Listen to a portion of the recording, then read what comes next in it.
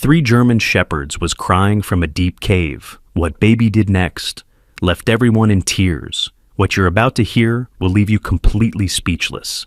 Before we begin this incredible story, please like, share, and subscribe, and let us know in the comments where you're watching from. The morning mist hung low over Cedar Falls, painting the mountain town in shades of gray and silver. 5-year-old Tommy Walker pressed his small face against the cold tent fabric, his breath creating tiny clouds in the chilly dawn air. Something had woken him, something that made his heart beat faster, even though he couldn't quite understand what it was. The sound came again, distant but clear, a mournful crying that seemed to float through the forest like a ghost. Tommy turned to look at his mother Emma, who was still sleeping in her sleeping bag beside him. Her face looked peaceful, but Tommy could see the dark circles under her eyes that had been there for the past 8 months. 8 months since his daddy had gone to heaven, as everyone kept telling him. 8 months since the fire that took his father away while he was saving other people. Tommy's small hand moved to the whistle hanging around his neck, the one his father had given him just a week before the accident. His daddy had knelt down, placed it around Tommy's neck, and said something Tommy would never forget. "This whistle is special, buddy. If you ever need help, or if someone else needs help, you blow this 3 times. Promise me you'll always keep it with you." The crying sound came again, and this time Tommy was sure it wasn't just the wind. It sounded like dogs, but not happy dogs. These dogs sounded sad, maybe even scared. Tommy carefully unzipped his small section of the tent, trying not to wake his mother or his grandfather Ben, who was snoring softly in the tent next to theirs. Grandpa Ben had been a park ranger for 30 years before he retired, and he knew everything about these mountains. He had suggested this camping trip to help them feel better, to help them remember the good times they had with Daddy in these same woods. Tommy slipped on his little hiking boots, the ones with the dinosaur prints on the bottom that his daddy had bought him for his 5th birthday. He grabbed his tiny flashlight, the one shaped like a bear that roared when you pressed its belly. The crying was getting louder now, or maybe it just seemed that way because Tommy was paying more attention to it. He looked back at his mother one more time. She needed sleep. She worked so many hours at the hospital now, taking care of sick people and coming home so tired she could barely keep her eyes open during dinner. The forest floor was soft under Tommy's feet, covered in pine needles that had fallen over many seasons. The trees stood tall around him like giant guards, their branches reaching up to touch the slowly brightening sky. Tommy wasn't scared of the forest. His daddy had taught him that the forest was a friend if you respected it. "Nature doesn't hurt you if you don't hurt it," his father used to say. The crying was coming from deeper in the woods, past the big rock that looked like a sleeping bear, past the stream where they had seen deer drinking water yesterday. Tommy walked carefully, remembering what Grandpa Ben had taught him about moving quietly in the forest. "Heel to toe, Tommy, heel to toe." That's how the Native Americans used to walk when they were hunting. But Tommy wasn't hunting. He was following a sound that seemed to pull at something deep inside his chest, something that told him he needed to find out what was making that sad noise. The sun was starting to peek through the trees now, sending golden rays through the morning mist. Tommy could see his breath in the cool air, little puffs of white that disappeared quickly. The crying was very clear now, and Tommy could tell it was definitely dogs. More than one dog. They sounded like they were in trouble, like they needed help. Tommy's father had always said that helping others was the most important thing a person could do. "That's what makes us human, Tommy. We help each other." Tommy pushed through a thick group of bushes and suddenly found himself at the edge of a small clearing. What he saw made him stop and stare with his mouth open. There, at the entrance to a large cave he had never seen before, were 3 German shepherds. But these weren't just any dogs. They were wearing vests, torn and dirty vests that looked like the ones he had seen on police dogs at the community fair. The dogs were sitting at the cave entrance, their heads tilted back, crying at the sky like they were calling for someone. The biggest dog, a magnificent German shepherd with a black and tan coat, noticed Tommy first. The crying stopped immediately. The dog stood up slowly, and Tommy could see that it was limping slightly. Its eyes locked onto Tommy's, and something strange happened. Tommy felt like he knew this dog, like he had seen those eyes before. The dog took a step toward him, then another, moving carefully like it didn't want to scare him. "Hi, doggy," Tommy whispered, holding out his small hand the way his daddy had taught him. "Are you okay? Are you hurt?" The dog came closer, and Tommy could see a collar around its neck. There was a tag hanging from it, glinting in the morning light. Tommy reached out slowly and turned the tag so he could read it. What he saw made his heart skip a beat. The tag said, Hero, and below that was a number Tommy recognized. It was his daddy's badge number, the one his mother had shown him on the memorial wall at the fire station. Hero? Tommy gasped, his eyes filling with tears. Hero, is that really you?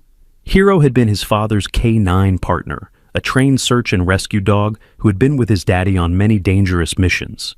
Hero had disappeared the night of the fire, and everyone thought he had died too. But here he was, alive but looking tired and thin. Hero pressed his nose against Tommy's hand, whimpering softly. The other two dogs had stood up now, watching Tommy carefully. They all looked like they had been through something difficult. Their vests were torn, they had scratches on their legs, and they looked hungry. But what happened next surprised Tommy even more. Hero turned and walked back toward the cave entrance, then looked back at Tommy and barked once. It wasn't a scary bark. It was like Hero was trying to tell him something. The dog walked a few more steps into the cave, then came back out and barked again. The other two dogs joined in, all of them looking at Tommy and then at the cave, like they wanted him to follow them. You want me to come with you? Tommy asked, and Hero barked again, his tail wagging just a little bit. Tommy looked back toward the camp. He knew he should go get his mom and grandpa, but something in Hero's eyes told him there wasn't time. The dogs seemed desperate, like whatever was in that cave couldn't wait. Tommy thought about what his daddy would do. His daddy always said that sometimes you had to be brave, even when you were scared. Courage isn't about not being afraid, Tommy. It's about doing the right thing even when you are afraid. Tommy took a deep breath and stepped toward the cave. The entrance was big, much bigger than Tommy had expected. Water dripped from somewhere deep inside, making an echoing sound that was both beautiful and a little scary. Hero walked beside him, pressing against Tommy's leg like he was protecting him. The other two dogs followed behind, their paws making soft sounds on the rocky ground. Tommy turned on his bare flashlight, and the small beam of light pushed back the darkness just enough for him to see where he was walking. The cave went deeper than he thought it would, turning left and then right, like a giant snake made of rock. The walls were wet and cold, and Tommy could hear his own breathing echoing back at him. Hero stayed right beside him, occasionally looking back to make sure Tommy was okay. As they went deeper, Tommy noticed something that made him worried. There were footprints in the mud on the cave floor, human footprints, and they looked fresh.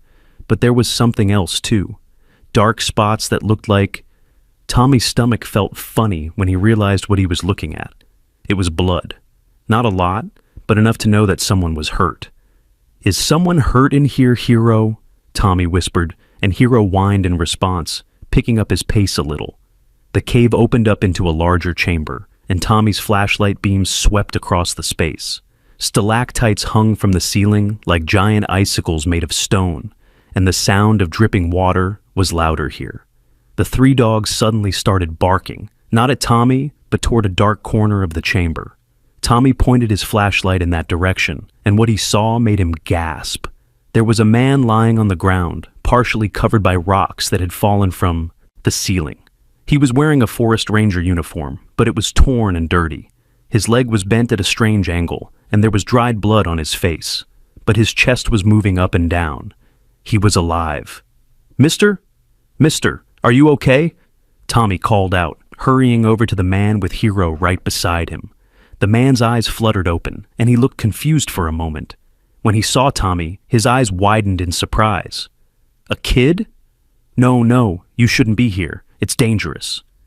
The dogs brought me, Tommy explained, kneeling beside the man. They were crying outside the cave. The man tried to move but groaned in pain.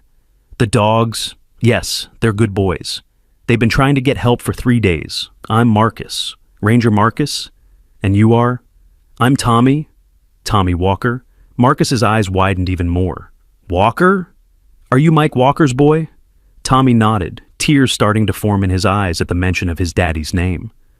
You knew my daddy. Knew him? Tommy, your father, and I served together in the army before he became a firefighter. He was the bravest man I ever met. Marcus tried to smile despite his pain. And it looks like his son is just as brave. But Tommy, you need to go get help. These rocks are too heavy for you to move. Tommy looked at the rocks pinning Marcus's leg. They were big, much bigger than anything he could lift. But the three dogs were pawing at the rocks, whining and looking at Tommy, like they expected him to do something. "How long have you been stuck here?" Tommy asked. 3 days, Marcus said weakly. "I was training these dogs."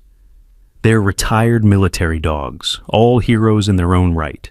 We were doing a training exercise when I heard something suspicious deeper in the cave. I came to investigate and the ceiling came down. The dogs have been trying to get help ever since. Tommy stood up and looked at the rocks more carefully. His daddy had taught him about leverage, about how you could move heavy things if you were smart about it. There were some smaller rocks that might be supporting the bigger ones. If he could move those... "Hero, come here," Tommy said, and the dog immediately came to his side. Tommy pointed at one of the smaller rocks. "Can you help me pull this?" To his amazement, Hero seemed to understand. The dog grabbed the rock with his teeth and started pulling while Tommy pushed. The other two dogs saw what was happening and joined in, each grabbing parts of rocks they could move. It was slow work, and Tommy's small hands hurt from the rough stone, but they were making progress. "Tommy, be careful," Marcus warned. "If the wrong rock moves, more could fall."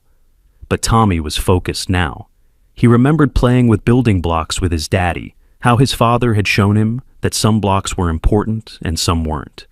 "You have to find the key piece, Tommy, the one that holds everything else up." He studied the rocks carefully, using his flashlight to see how they were stacked. "I think if we move... this one," Tommy pointed to a medium-sized rock. "The big one will shift enough for you to pull your leg out." Marcus looked at where Tommy was pointing and nodded slowly. "You might be right. You're smart, just like your dad. But Tommy, if it doesn't work and more rocks fall, then Hero will pull me out of the way," Tommy said with more confidence than he felt. "Won't you, Hero?" Hero barked once, and Tommy took that as a yes. He positioned himself beside the rock, and all three dogs seemed to understand what was needed. They each found a spot where they could help pull or push. "On 3, Tommy said, feeling very grown up. 1, 2, 3. They all pulled and pushed together. The rock moved slowly at first, just an inch, then another. Tommy's muscles burned, and he could hear the dogs panting with effort. Then suddenly, the rock shifted, and just like Tommy had predicted, the bigger rock above it moved too, creating just enough space. "Now! Pull your leg out now!" Tommy shouted. Marcus gritted his teeth and pulled his leg free just as more rocks tumbled down where his leg had been. He lay there breathing heavily, his face pale from the pain and effort. "You did it, Tommy. You actually did it," Marcus said, his voice full of amazement. "Your father would be so proud." Tommy felt warm inside at those words, but he knew they weren't done yet. "Can you walk?" Marcus tried to stand, but immediately fell back down. "No, my leg might be broken. And I'm weak from being here so long without food or water." Tommy pulled off his small backpack that he always wore on hikes. Inside was a water bottle and some granola bars his mom had packed. It wasn't much, but it was something. He helped Marcus drink some water and eat a little bit of the granola bar. "Tommy, there's something you need to know," Marcus said after drinking. "I wasn't just training these dogs for fun. We've been tracking something in these caves, something bad." "What kind of bad?" Tommy asked, though he wasn't sure he wanted to know. "There are people using these caves to hide animals they've stolen. Rare animals they sell to bad people for lots of money. Your father was helping me investigate before he..." Marcus stopped, not wanting to finish the sentence. Tommy felt his chest get tight. "My daddy was trying to stop bad guys?" He was. He was always trying to help, always trying to make things better. That's why Hero was with him so much. Hero was trained to track, to find things others couldn't find. As if understanding they were talking about him, Hero moved closer to Tommy and nuzzled his hand. Tommy could feel something hanging from Hero's collar besides his tag. It was a small pouch, like the ones he had seen hikers use to keep important things dry. "What's this?" Tommy asked, carefully opening the pouch. Inside was a small camera memory card and something that made Tommy's heart skip. It was his father's badge, the real one, not a copy. His mother had been told it was lost in the fire. "He must have put it there for safekeeping," Marcus said softly. "Your dad knew something might happen. He wanted to make sure the evidence was protected." Tommy held his father's badge, feeling the weight of it in his small hand. It was warm somehow, like it still held a piece of his daddy's courage. "We need to get out of here," Marcus said urgently. "If those traffickers come back—" But before he could finish, they heard something that made them all freeze. Footsteps echoing from deeper in the cave. Multiple footsteps and voices. Angry voices. "Someone's been here," a rough voice said. "The cameras have been tampered with."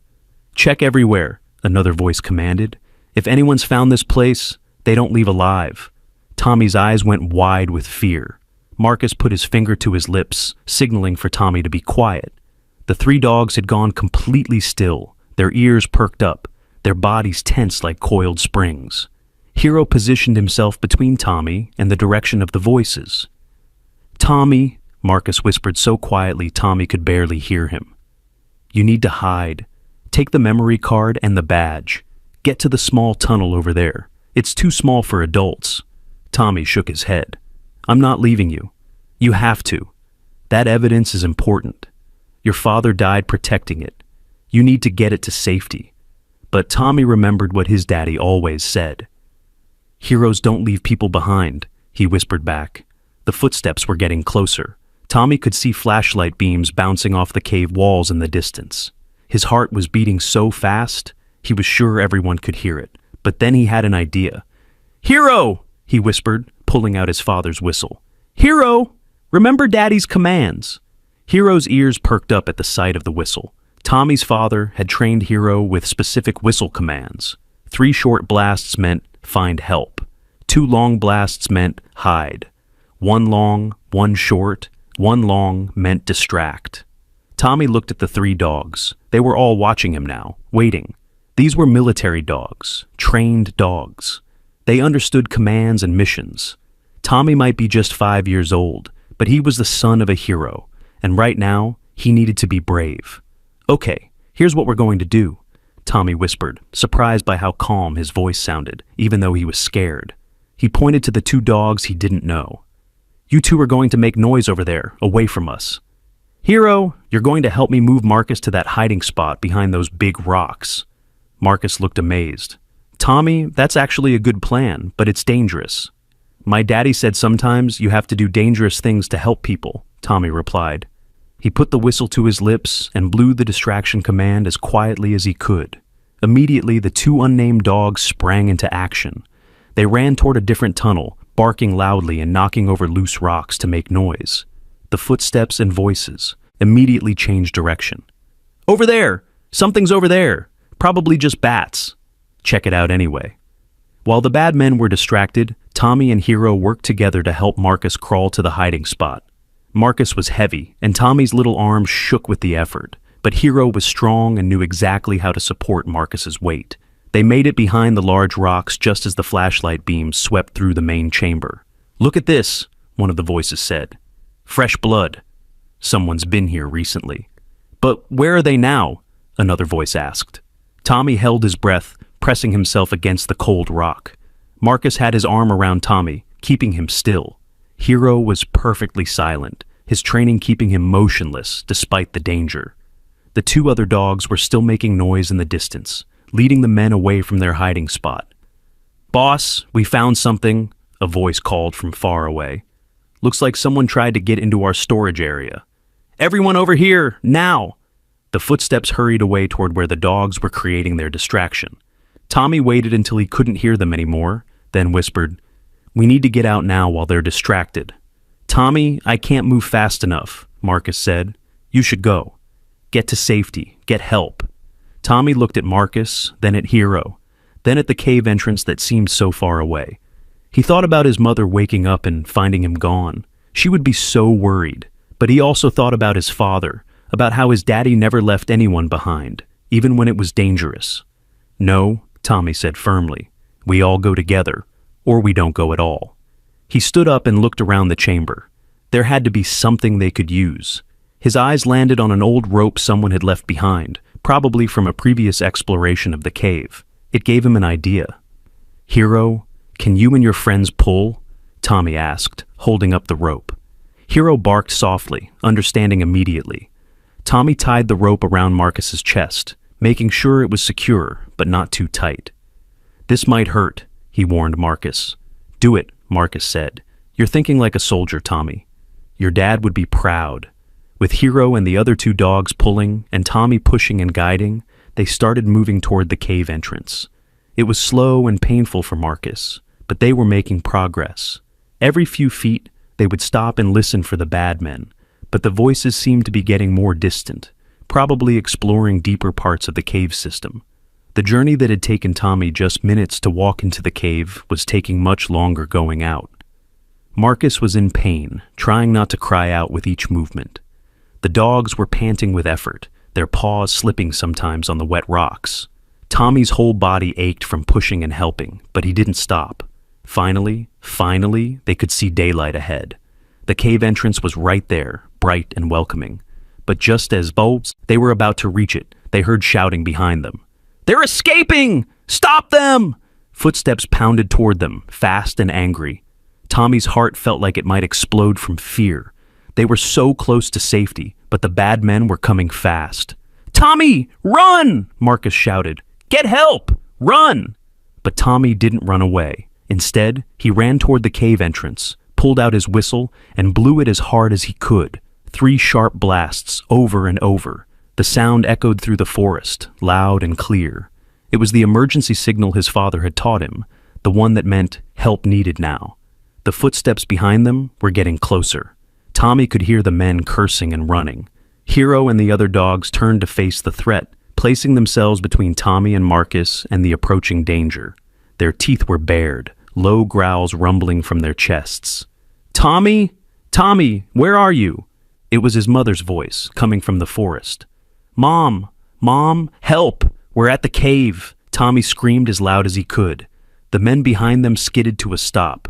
They hadn't expected other people to be near. Tommy could hear them talking quickly, arguing about what to do.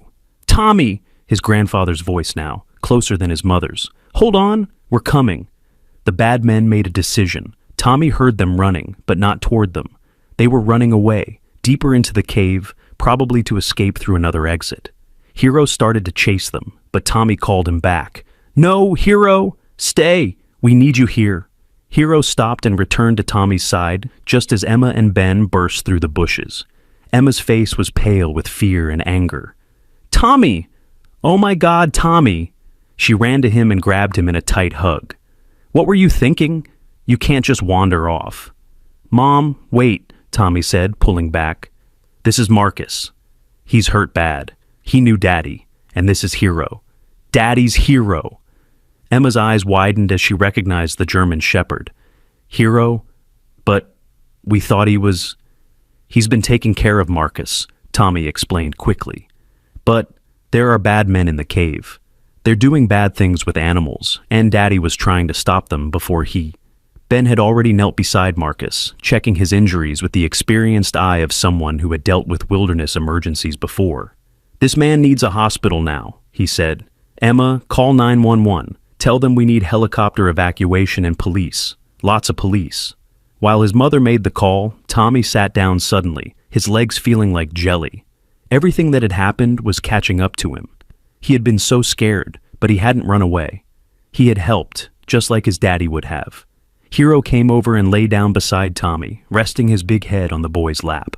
The other 2 dogs sat nearby, watching everything with alert eyes. They were all exhausted, but still on guard. "You did good, Tommy," Marcus said weakly. "You're a real hero, just like your dad." Tommy felt tears running down his face, but they weren't sad tears. They were complicated tears, the kind that come when you're scared and proud and sad and happy all at the same time. Within minutes, the forest was full of activity. Police officers arrived first, followed by paramedics. A helicopter landed in a nearby clearing, ready to take Marcus to the hospital. Some officers entered the cave to search for the traffickers, while others took statements from everyone. A police officer with kind eyes knelt down to talk to Tommy. "Can you tell me what happened, son?" Tommy told the whole story. From hearing the dogs crying to finding Marcus to the bad men in the cave. He showed them the memory card and his father's badge. The officer's eyes widened when he saw them. "This is evidence in an ongoing investigation," the officer said. "Your father was helping us before he before the accident. This might be exactly what we need to catch these criminals. As the paramedics prepared to load Marcus onto a stretcher, he called Tommy over. "Tommy, these dogs need homes. They're retired military dogs, heroes who've served our country. I was hoping to find them good families. Would you like to keep Hero?" Tommy's eyes lit up, and he looked at his mother with the biggest, most hopeful expression she had ever seen. Emma looked at Hero, who was watching her with those intelligent, loyal eyes. She remembered how much Mike had loved this dog, how Hero had been his partner in so many ways. "Yes," she said softly. "Yes, Hero can come home with us." Tommy hugged Hero so tight, the dog let out a little woof of surprise. "Did you hear that, Hero? You're coming home. You're going to be part of our family." The other two dogs whined a little, and Tommy looked at them with concern. "What about them?" Ben stepped forward. "I've got room at my place for one," he said, patting the smaller of the two dogs. "This old house has been too quiet anyway." The third dog was looking at Marcus, who was now on the stretcher. "That's Rex," Marcus said. "He's been my partner for the last year. When I get out of the hospital, he'll come back to me. Right, Rex?" Rex barked once and went to stand beside Marcus's stretcher, clearly not planning to leave his partner's side. As they prepared to leave the forest, Tommy realized something. The sun was fully up now, painting the forest in beautiful golden light. It was the kind of morning his daddy would have loved. Tommy pulled out his father's badge and held it up to the light. "I helped people today, Daddy," he whispered, "just like you taught me." Hero nuzzled Tommy's hand, and Tommy could have sworn the dog was smiling. They walked back toward the camp together, Tommy's small hand resting on Hero's back. His mother walked beside them, and for the first time in 8 months, Tommy saw her really smile. Not the fake smile she put on when she thought he was watching, but a real smile. "Your father would be so proud of you, Tommy," she said, ruffling his hair. "I'm proud of you, but don't you ever scare me like that again." "I won't, Mom," Tommy promised, "but I had to help. That's what Daddy would have done." "Yes," Emma agreed, tears in her eyes. "That's exactly what Daddy would have done." As they reached the camp, Tommy could see police cars everywhere. The officers were setting up a command post to coordinate the search for the traffickers. One officer was on the radio, calling for more backup to search the extensive cave system. "We've found their storage area," an officer reported. "Cages, equipment, everything. Looks like they've been operating here for months." Tommy felt proud knowing he had helped stop bad people from hurting animals. But more than that, he felt connected to his father in a way he hadn't since the fire. His daddy might be in heaven, but his spirit, his courage, and his dedication to helping others lived on. "Mom," Tommy said as they started packing up their camping gear, "can we come back here sometimes?" "To visit the cave?" Emma looked at the cave entrance, now surrounded by police tape. "Why would you want to do that, sweetie?" "Because this is where I found Hero again. This is where I learned I can be brave like Daddy, and this is where Daddy's work gets to be finished." Emma hugged him tight. "Yes, we can come back, but maybe we'll wait until you're a little older before exploring any more caves." Tommy laughed, the first real laugh he'd had in a long time. "Okay, Mom, but Hero will be with us, so we'll be safe." Hero barked in agreement, his tail wagging. The other dogs barked too, and soon the forest was filled with the sound of happy dogs instead of sad ones. The crying that had started this whole adventure had turned into joy. As the helicopter carrying Marcus and Rex disappeared over the trees, Tommy waved goodbye. He knew he would see them again. Heroes always stayed in touch with other heroes. That's what his daddy would have said. "Come on," Ben said, putting his hand on Tommy's shoulder. "Let's go home. I think Hero needs a bath and a good meal." "And a bed," Tommy added. "He can sleep in my room. I'll keep him safe." "I think," Emma said, watching Hero walk protectively beside her son, "Hero will be the one keeping you safe." They walked together back through the forest, a family that had been broken now starting to heal. The morning sun climbed higher, warming the earth and chasing away the last of the mist. Birds sang in the trees, and somewhere in the distance they could hear the sound of the stream bubbling over rocks. Tommy looked up at the sky, so blue and clear it seemed to go on forever. "Thank you, Daddy," he whispered. "Thank you for sending Hero back to us." A warm breeze rustled through the trees, and Tommy could have sworn he heard his father's voice in it, saying the words he used to say every night at bedtime. Be brave, be kind, and always help others. That's what makes a hero. Tommy smiled and kept walking, his hand on. Hero's back, his mother on one side, and his grandfather on the other. They had gone into the forest as three people trying to heal from a terrible loss. They were leaving as a family of four, with a four-legged hero who had brought them exactly what they needed: hope, purpose, and the knowledge that love doesn't end with death. It just changes form. The police investigation would continue for weeks. The traffickers would eventually be caught, thanks in large part to the evidence on the memory card Tommy had found. Marcus would recover fully and continue his work protecting wildlife, now with Rex and two new helpers, Tommy and Hero, who would visit him often to learn about conservation and protection. But all of that was in the future. Right now, in this moment, a little boy and a loyal dog walk side by side, both of them heroes in their own right, both of them exactly where they were meant to be. The drive home from the forest was quiet except for Hero's gentle panting in the back seat next to Tommy. The German Shepherd kept his head on Tommy's lap, his eyes watchful but calm. Every few minutes, Tommy would stroke Hero's ears, still amazed that his father's dog was really here, really alive. Emma kept glancing in the rearview mirror, watching her son with this unexpected connection to her late husband. The morning had been full of more drama and danger than she could have imagined when they'd set out for a simple camping trip to help Tommy cope with his grief. "Mom, Hero's hungry," Tommy said softly. "Can we stop and get him something to eat?" Emma looked at the gas gauge and realized they needed to stop anyway. "There's a station up ahead. We'll get him some food and water there." Ben, who was following in his truck with the other German Shepherd he'd agreed to adopt, flashed his lights in acknowledgement when Emma put on her turn signal. The gas station was one of those small mountain stops that served the hiking community with basic supplies and surprisingly good sandwiches made by the owner's wife. As they pulled in, Tommy noticed a police car was already there. The officer inside looked up, recognized them from the scene at the cave, and gave a small wave. Emma realized they would probably be seeing a lot of police over the next few days as the investigation continued. "Stay with Hero," Emma told Tommy as she got out to pump gas. "I'll get him some food." But Hero wouldn't let Tommy stay in the car alone. The moment Emma walked away, the dog became restless, whining softly and pawing at the door. It was clear he had appointed himself Tommy's guardian and took the job seriously. "It's okay, Hero," Tommy said, clipping the leash Emma had bought from the camping store to Hero's collar. "We can get out, but you have to stay close." The moment Tommy opened the door, Hero positioned himself perfectly at the boy's side, not pulling on the leash, but staying alert to everything around them. An elderly man filling up his RV nearby smiled at this sight. "That's a well-trained dog you've got there, young man," he said. "He was my daddy's dog," Tommy said proudly. "He's a hero, a real hero." The man's smile grew warmer. "I can see that.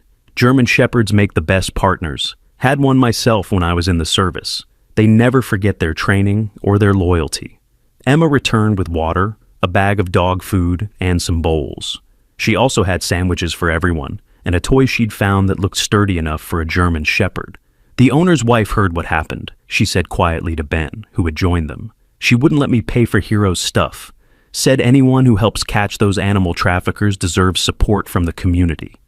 As Hero ate and drank eagerly, but with good manners, not making a mess despite his obvious hunger, Tommy noticed something. The dog kept looking around, his ears swiveling at every sound, but he always returned his attention to Tommy.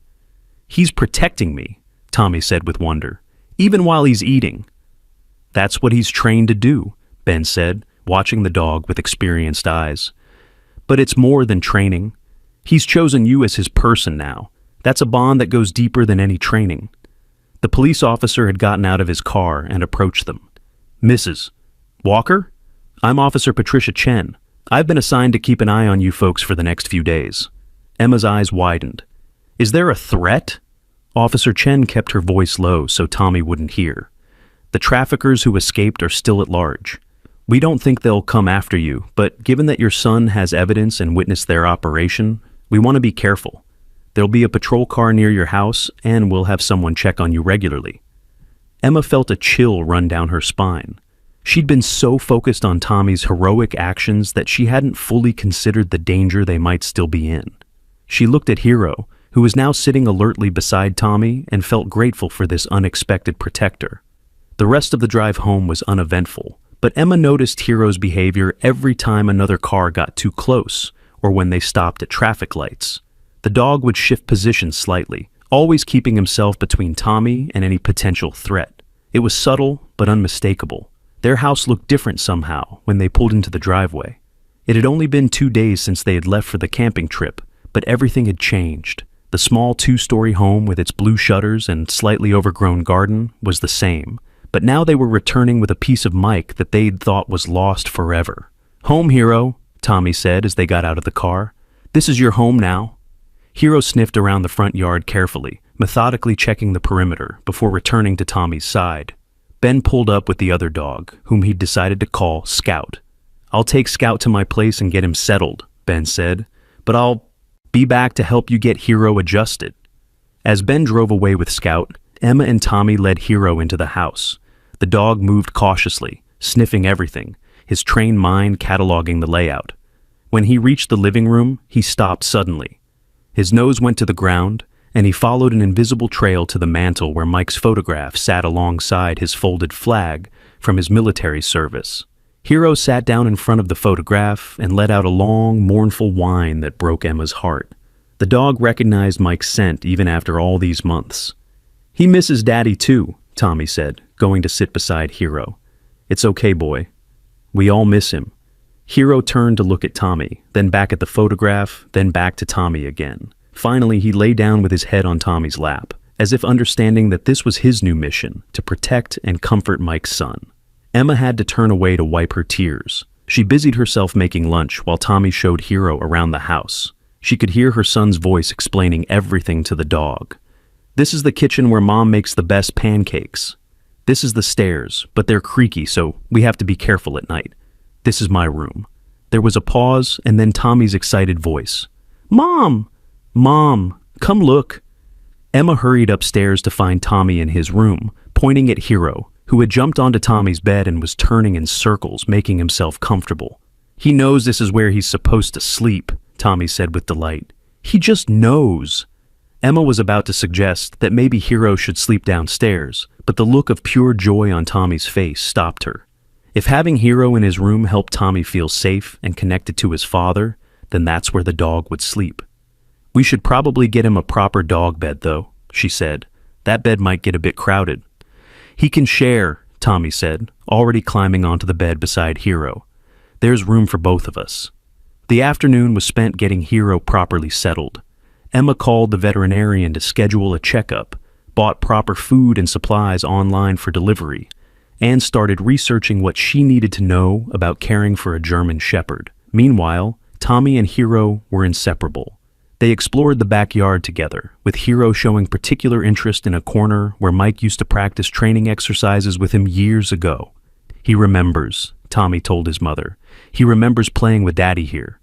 As the sun began to set, Officer Chen stopped by to check on them. Hero immediately positioned himself between the officer and Tommy, not aggressive, but clearly protective. "It's okay, Hero," Emma said. "She's a friend." "That's quite a protection dog you've got there," Officer Chen observed. "Has he shown any concerning behavior?" "Nothing aggressive," Emma replied. "Just protective." "Very protective of Tommy." Officer Chen smiled. "That's good. That's very good.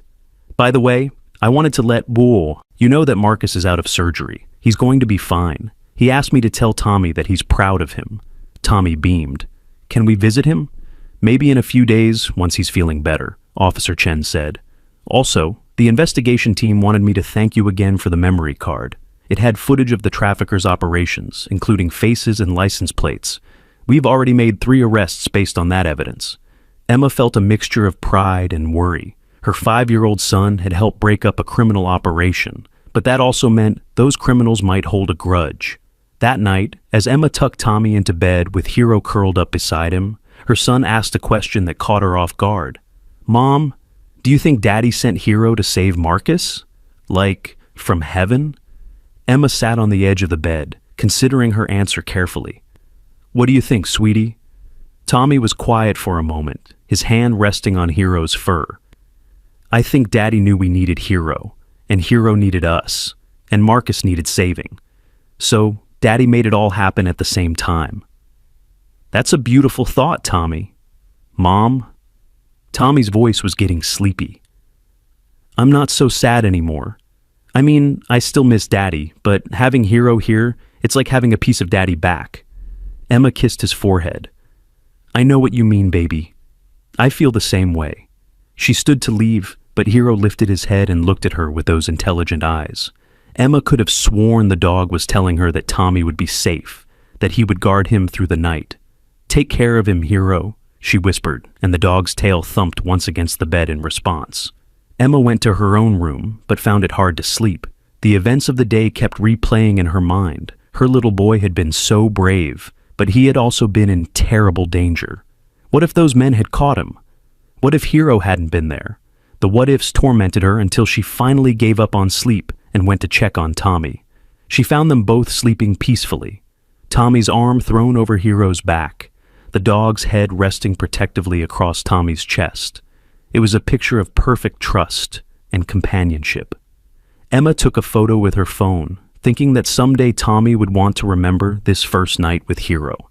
The next morning brought new challenges. Emma had to return to work at the hospital, and she wasn't sure what to do about Hero. She couldn't leave him home alone all day, not when he was still adjusting to his new environment. I can watch him, Ben offered when she called him. Scout and I will come over. The dogs can keep each other company, and I'll be there when Tommy gets home from school. School? Emma had almost forgotten that Tommy had to go back to school tomorrow. How was she going to explain everything that had happened? How would Tommy handle being separated from Hero after they had bonded so strongly? As if sensing her worry, Hero padded over and sat beside her, leaning his warm weight against her leg. It was comforting in a way she hadn't expected. You really are special, aren't you? She said to the dog, who looked up at her with those expressive brown eyes. The doorbell rang, and Hero immediately went into alert mode, positioning himself between the door and Tommy, who was eating breakfast. Emma peered through the peephole to see a man in a suit, holding an official-looking badge. Mrs. Walker, I'm Agent David Park from the FBI. I need to speak with you about yesterday's events. Emma's heart sank. The FBI? This was more serious than she'd realized. She opened the door but kept the chain on. May I see your identification again, please? Agent Park patiently held up his badge, an ID for her inspection. I understand your caution, Mrs. Walker. May I come in? I have some important information about the trafficking ring your son helped uncover. Emma let him in, noting how Hero never relaxed his vigilant stance. The dog watched Agent Park's every move without being overtly aggressive. That's quite a guardian you have there, Agent Park commented. Military trained? He was my husband's K-9 partner, Emma explained. Mike Walker, Agent Park said, surprising her. I know who your husband was, Mrs. Walker. He was helping us with this investigation before his death. Emma felt like the floor had dropped out from under her. What? Mike was working with the FBI? Agent Park nodded gravely. Unofficially. He and Marcus had stumbled onto something during a routine search and rescue training exercise. They found evidence of the trafficking ring and contacted us. Your husband was gathering evidence when... He paused delicately.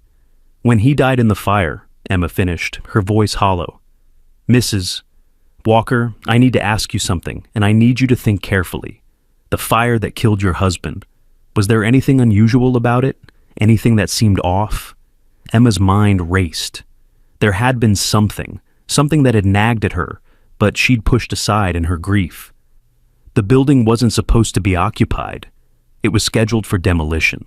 Mike got a call about someone trapped inside, but when the investigation happened later, they couldn't figure out who had made the call. Agent Park's expression was grim. We believe your husband was lured there, Mrs. Walker. We think the traffickers knew he was onto them.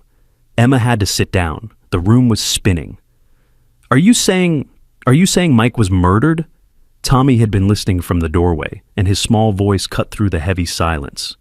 Someone hurt my daddy on purpose. Agent Park looked stricken. He clearly hadn't realized Tommy was there. Son, But Hero had already moved, going to Tommy and pressing against him, offering comfort through physical presence.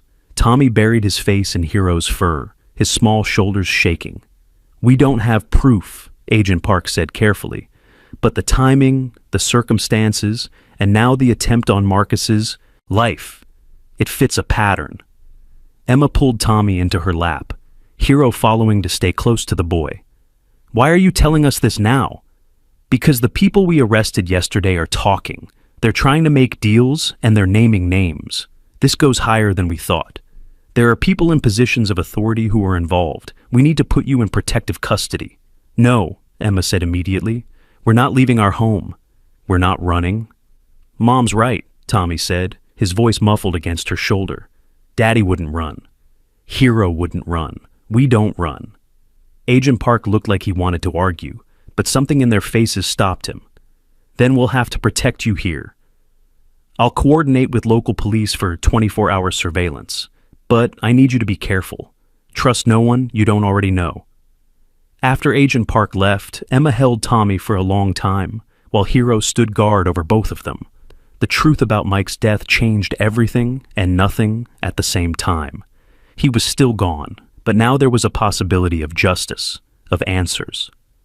"Mom," Tommy said finally, "we have to help catch the people who hurt Daddy." Emma's instinct was to say no, to protect her son from any more danger. But looking at his determined face, so much like his father's, she knew he wouldn't accept being sidelined. "We'll be careful," she said, "and we'll let the FBI and police do their jobs. But if there's something we can do to help, safely, then yes, we'll help." Hero barked once, as if in agreement. Emma realized that this dog, this unexpected gift from the past, might be the key to keeping them safe while they sought justice for Mike. The next few days fell into a strange routine. Emma went to work with a police escort. Tommy went to school with Hero, walking him to the bus stop, and Ben picking him up in the afternoon. Hero seemed to understand the schedule immediately, positioning himself at the window each afternoon to watch for Tommy's return. At school, Tommy became something of a celebrity. Everyone had heard about his rescue of Marcus and the discovery of the trafficking ring. His teacher, Mrs. Rodriguez, pulled Emma aside one afternoon. "Tommy's been through so much," she said, "but he seems to be handling it remarkably well." He told the class about Hero and how the dog is helping him feel connected to his father. It was very moving. "He's stronger than I realized," Emma admitted. "Braver too. I don't know where he gets it." Mrs. Rodriguez smiled gently. "He gets it from both his parents." "You're brave too, Mrs. Walker. The whole community knows what your family has been through and what you're going through now. We're all here to support you." That support became evident in unexpected ways. Neighbors brought casseroles. The local pet store donated a year's supply of dog food for Hero. The fire station where Mike had worked organized a fundraiser to help with any expenses related to the ongoing situation. One evening, about a week after the cave incident, Marcus called from the hospital. Emma put him on speaker so Tommy could hear. "Hey buddy," Marcus's voice was stronger than before. "How's Hero doing?" "He's the best," Tommy said enthusiastically. "He sleeps on my bed and walks me to school and everything." "How's Rex?" "Rex is good. He's been staying with me in the hospital. Special permission since he's a service dog. Tommy, I wanted to thank you again. You saved my life." "Hero helped," Tommy said modestly. "And the other dogs too." "About that," Marcus said, "I've been talking to the FBI. Tommy, the work your dad was doing, the evidence he gathered, it's all connected. Hero might have more information than we realized." Emma leaned closer to the phone. "What do you mean?" Mike was smart. He knew Hero's training included scent memory. Every person Hero encountered during their investigations, he would remember their scent. If we could expose Hero to suspects, he might be able to identify people your husband investigated. It was brilliant and dangerous at the same time. Hero could be a living witness to Mike's investigation, but using him would put them back in the spotlight. "We'll think about it," Emma said carefully. That night, after Tommy was asleep, Emma sat with Hero in the living room. The dog had taken to doing patrols of the house at night, checking windows and doors before settling down. Now he sat beside her, alert but calm. "You know things, don't you?" she said to him. "You know who hurt Mike." Hero's ears perked up at Mike's name, and he moved closer to Emma, resting his head on her knee. It was the first time he'd shown her direct affection, rather than just protective behavior. "We're going to figure this out," she promised him. For Mike, for Tommy, for justice. The next morning brought unexpected visitors. 3 men in military uniforms stood at her door, their bearing formal and official. Hero's reaction was immediate and surprising. He stood at attention, his body rigid in a perfect military stance. "Mrs. Walker, I'm Colonel James Mitchell," the lead officer said. "We're here about military working dog Hero. There's been some question about his status and ownership." Emma's heart dropped. "You're not taking him away. Tommy needs him. We need him." "Ma'am, that's not why we're here," Colonel Mitchell said, his expression softening. "We're here to formally transfer ownership to you." Hero served with distinction, and after what happened at the cave, his action saving a federal witness and helping expose a criminal organization, he's being awarded a commendation. We want to make sure his retirement and placement with your family is official and permanent. Tommy had heard voices and came downstairs, still in his pajamas. "You're not taking Hero, are you?" Colonel Mitchell knelt down to Tommy's level. "No, son. We're here to make sure Hero stays with you forever. Your father would be proud of how you've taken care of his partner." The ceremony was simple but moving. They presented Hero with a medal for valor and officially transferred his papers to Emma. Hero seemed to understand the significance, maintaining his military bearing throughout until released with a command from the colonel. Then he immediately returned to Tommy's side. "There's one more thing," Colonel Mitchell said. "Hero's training included some specialized skills that might be useful for your protection. With your permission, we'd like to send someone to work with you and Tommy to teach you Hero's commands and capabilities." Emma agreed, realizing that understanding Hero's full training could be important for their safety. The trainer, a young sergeant named Lisa Kim, arrived that afternoon. She was efficient and patient, especially with Tommy. "Hero knows over 100 commands," she explained. "Some are standard, sit, stay, heel. Others are specialized. For example, shield means he'll position himself as a physical barrier between you and a threat," she demonstrated, and Hero immediately moved to block Tommy from Sergeant Kim's approach. It was impressive and a little scary to see how quickly the dog could shift from family pet to protection mode. "He also knows tracking commands, search patterns, and alert signals," Sergeant Kim continued. "This whistle pattern," she demonstrated with a special whistle, "tells him to return to you immediately no matter what he's doing." Tommy practiced the commands with serious concentration, and Hero responded to him as readily as he did to the sergeant. It was clear that the bond between boy and dog was something special. "I've worked with a lot of military dogs," Sergeant Kim said to Emma privately. "The way Hero responds to your son is unusual. It's like he's transferred his loyalty from your husband directly to Tommy. That kind of bond can't be trained. It just happens." As the days passed, life began to find a new rhythm. The investigation continued, with periodic updates from Agent Park. More arrests were made. The trafficking ring was larger than anyone had initially suspected, with connections to illegal animal trade across 3 states. One evening, Agent Park called with significant news. "We've arrested someone high up in the organization.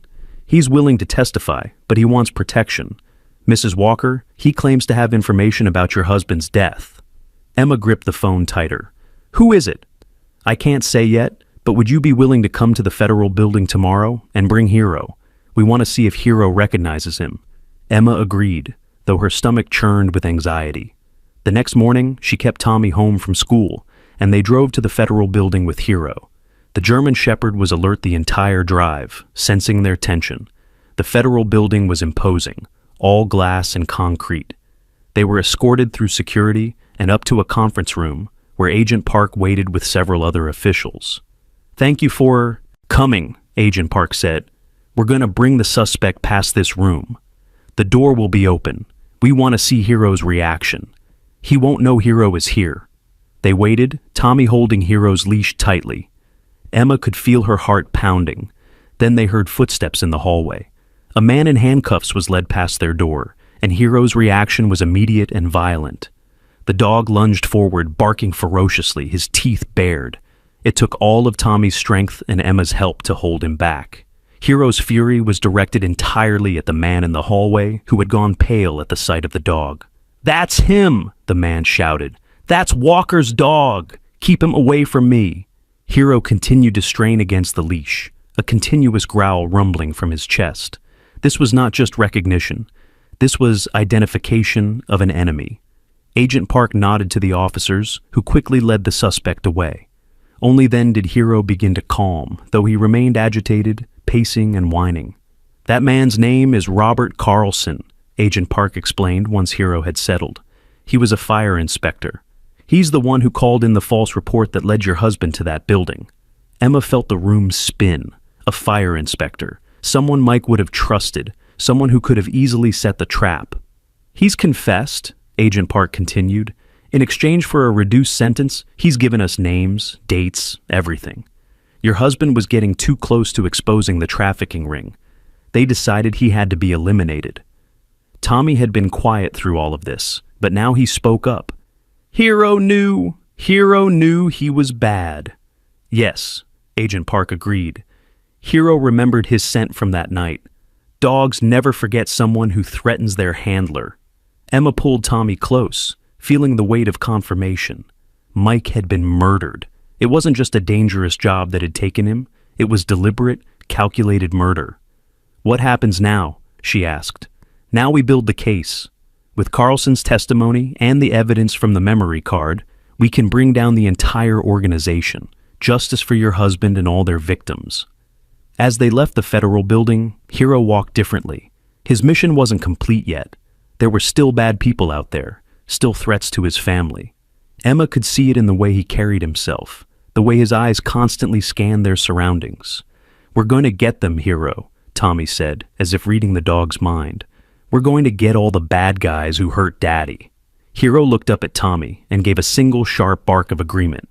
The three of them walked to their car together, a family forged by loss but strengthened by purpose. The investigation would continue. The danger wasn't over, but they had each other, they had Hero, and they had the truth. That night, Emma found Tommy in his room, showing Hero a photo album of Mike. The dog was lying on the bed, his head on Tommy's lap, listening as the boy told him stories about his daddy. "This is Daddy at the fire station," Tommy was saying, "and this is when he got his medal for saving that family. And this is when you graduated from training together." Hero's tail wagged slightly at certain photos, as if he remembered those moments. It was both heartbreaking and healing to watch. "Tommy," Emma said from the doorway. "Time for bed, sweetie. Can I ask Hero something first?" Emma nodded, curious. Tommy looked seriously at Hero. "Hero, are you going to help us catch all the bad guys?" Hero sat up, looked Tommy directly in the eyes, and barked once, firmly. "And you'll stay with us forever?" Another single bark. "Good boy," Tommy said, hugging the dog tightly. "The best boy." As Emma turned off the light and left them to sleep, she heard Tommy whisper to Hero, "Tomorrow we'll practice more commands. Sergeant Kim is coming back. We need to be ready for anything." Hero's response was to curl protectively around the boy, his eyes still open and watchful, even as Tommy drifted off to sleep. The guardian never truly rested, always ready to protect his boy from whatever dangers might come. The story was far from over. There would be trials, testimonies, and probably more danger ahead. But in that moment, in the quiet darkness of Tommy's room, there was peace. A boy and his dog, bound by loss but united in love and purpose, ready to face whatever tomorrow might bring. The weeks following the identification of Robert Carlson brought a whirlwind of activity to the Walker household.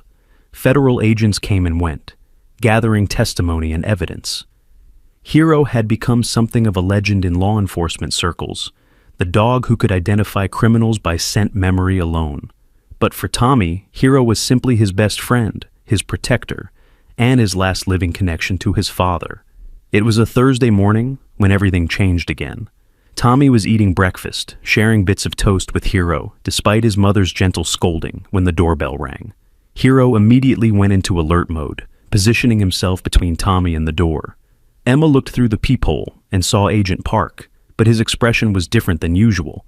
There was an urgency in his eyes that made her stomach clench with worry. "Mrs. Walker, we have a situation," he said as soon as she opened the door. "May I come in?" Once inside, Agent Park got straight to the point. Robert Carlson was killed in federal custody last night, poisoned. Someone got to him before he could testify. Emma felt the blood drain from her face. "How is that possible?" He was in protective custody. "We have a leak," Agent Park admitted grimly. "Someone inside law enforcement is working with the trafficking ring. We don't know who we can trust anymore." Tommy had been listening from the kitchen doorway. Hero pressed against his side. "Does this mean the bad people are going to come after us?" he asked, his voice small but steady. Agent Park knelt down to Tommy's level. "We're not going to let that happen, son. But we need to move you somewhere safe while we figure out who the mole is." "No more running," Emma said firmly. "We've been through enough. This is our home." "Mom's right," Tommy added, his chin lifting with determination. "Hero can protect us. He's been trained for this." Agent Park looked between them, clearly torn. "There's another option," he said slowly. "It's unconventional, but given Hero's unique abilities..." He explained his idea. They would use Hero's scent memory to identify the mole. Bring various law enforcement officials past Hero, see who triggered a reaction. It was dangerous because it would expose them, but it might be the fastest way to root out the corruption. "You're wanting to use my son and his dog as bait," Emma said flatly. "Not bait," Agent Park corrected. "Investigators. Hero is the only witness who can't be bought or intimidated. He knows who was involved with the trafficking ring because your husband exposed him to their scents during his investigation." Emma wanted to say no, to pack up Tommy and Hero and disappear somewhere safe, but she looked at her son's face and saw Mike's determination there. They couldn't run forever. At some point, they had to stand and fight. "We'll do it," Tommy said, before Emma could respond. "Hero and I will help." The plan was set for the following Monday. They would hold a memorial service for Mike at the fire station, a public event that would draw all local law enforcement. Hero would be there as Mike's former K-9 partner. It would seem natural, not suspicious. The weekend passed in tense preparation. Sergeant Kim returned to work with Hero on specific commands. Ben stayed at the house, Scout by his side, providing extra security. The police patrol outside was doubled, though Agent Park warned them not to trust anyone completely. Sunday night, Tommy couldn't sleep. He sat at his window with Hero, looking out at the quiet street. "Are you scared, Hero?" he whispered. The dog turned his noble head to look at the boy, then gently licked his hand. It was answer enough. Hero would face any danger to protect Tommy. "I miss Daddy," Tommy continued. "I wish he was here to tell us what to do." Hero moved closer, allowing Tommy to wrap his arms around his strong neck. They stayed like that for a long time, boy and dog drawing comfort from each other. Monday morning dawned gray and drizzly, fitting weather for a memorial. Emma dressed Tommy in his best clothes, the ones they'd bought for Mike's funeral, but which Tommy had already outgrown slightly. Hero wore his service vest, metals polished and gleaming. The fire station was packed with people. Firefighters, police officers, federal agents, and community members all gathered to honor Mike's memory. Emma recognized many faces, but found herself studying each one, wondering who among them was the traitor. Chief Harrison, Mike's former boss, approached them with tears in his eyes. "Emma, Tommy, I'm so glad you came. Mike would be proud to see how strong you've both been." Hero remained calm, showing no sign of recognition beyond normal friendliness. Chief Harrison was clear. The memorial service was beautiful and painful. Stories were shared about Mike's bravery, his dedication, his love for his family. When it was Tommy's turn to speak, the room fell silent. "My daddy was a hero," Tommy said, his young voice carrying clearly through the room. "He saved people. And even though he's in heaven now, he's still helping us. He sent Hero back to us, and Hero is helping catch the bad people who hurt Daddy." There wasn't a dry eye in the room. Emma stood beside her son, one hand on his shoulder, the other holding Hero's leash. The dog stood at perfect attention, dignified and alert. After the formal service, people mingled, sharing food and memories. This was when the real test would begin. Agent Park had positioned himself where he could watch Hero's reactions as various officials approached to offer condolences. Deputy Chief Reynolds came over, a man Mike had worked with for years. Hero remained calm. Detective Morrison from the local police, no reaction. Federal Agent Sarah Cross, nothing. Then Assistant Fire Inspector James Brennan approached, and Hero's entire demeanor changed. The dog's body went rigid, a low growl rumbling from his chest. His lips pulled back slightly, showing teeth. "Easy, Hero," Emma said, though her heart was racing. She made eye contact with Agent Park across the room. Brennan seemed nervous, sweating despite the cool temperature. "Just wanted to pay my respects," he said quickly, backing away from Hero's intense stare. Mike was a good man. As soon as Brennan moved away, Hero relaxed but kept tracking him with his eyes. The message was clear. This man was a threat. But Brennan wasn't the only one. As the afternoon wore on, Hero identified two more people: Officer Dale Curtis from the local police and, surprisingly, Federal Agent Martin Webb, one of Agent Park's own team members. Agent Park managed to get Emma and Tommy into a quiet office. "3 people," he said grimly. "This is bigger than we thought. Webb has been on my team for 2 years. He's had access to everything." "What do we do now?" Emma asked, holding Tommy close. "Now we spring the trap, but I need to be careful. I can't arrest them without more proof than Hero's reaction, and I can't trust anyone else on my team except—" He pulled out his phone and made a quick call. "Director? This is Park. I need you to come to the Riverdale fire station immediately. Alone. We have a situation." While they waited, Tommy sat with Hero, the dog's head in his lap. "You did good, boy," he whispered. "You found the bad people." Hero's tail wagged slightly, but his attention remained focused on the door, ready for whatever came next. FBI Director Patricia Coleman arrived within an hour, a stern woman in her 50s who commanded respect the moment she walked in. Agent Park quickly briefed her on the situation. "You're telling me a dog identified 3 corrupt officials?" she said skeptically. "Not just any dog," Agent Park explained. "Hero was Mike Walker's K9 partner. He was exposed to these people during Mike's investigation. His scent memory is infallible." Director Coleman studied Hero, who gazed back at her steadily. "All right, we'll set up surveillance on all 3 suspects immediately, but we need them to make a move, to give us something concrete." "I have an idea," Tommy said suddenly. Everyone turned to look at the 5-year-old boy. "What if we pretend we found more evidence? Something Daddy hid? And we tell each of them separately, but different places. Then we see who shows up where." The adults exchanged glances. It was a simple plan, but brilliant in its simplicity. "Out of the mouths of babes," Director Coleman murmured. That could work. They spent the next hour refining the plan. Emma would mention to Brennan that she'd found a hidden flash drive in Mike's old locker at the fire station. Agent Park would tell Webb that there was evidence hidden at the Walker house. And someone else would let Curtis know about supposed evidence at the cave where Marcus had been trapped. "It's dangerous," Director Coleman warned. "They might come after you directly." "They already killed my husband," Emma said quietly. "They tried to kill Marcus. They poisoned Carlson. How much more dangerous can it get?" The trap was set for that night. Emma made sure to have a conversation with Brennan within earshot about needing to go back to the fire station after hours to clean out Mike's locker. "I found a key I didn't recognize," she said loudly enough for Brennan to hear. "Mike must have had a locked box in there I didn't know about." She saw Brennan pull out his phone as she walked away, presumably to notify his partners in crime. Back at home, they prepared for what might come. Director Coleman had positioned trusted agents, ones who had been thoroughly vetted, around all 3 locations.